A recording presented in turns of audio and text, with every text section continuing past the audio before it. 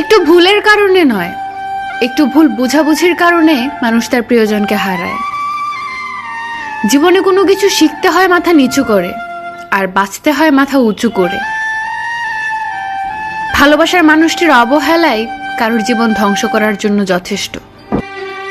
সত্যিকারের ভালোবাসা সেটাই, যেখানে সম্মান, শ্রদ্ধা ও পবিত্রতা থাকে। নিজের বাড়ি ভালো হোক কিংবা খারাপ হোক, নিজের বাড়ির মতো শান্তি কোনো রাজপ্রাসাদেও পাওয়া যায় না। তুমি নেই বলে শহরের এত মানুষের ভিড়ে নিজেকে খুব একা মনে হয়।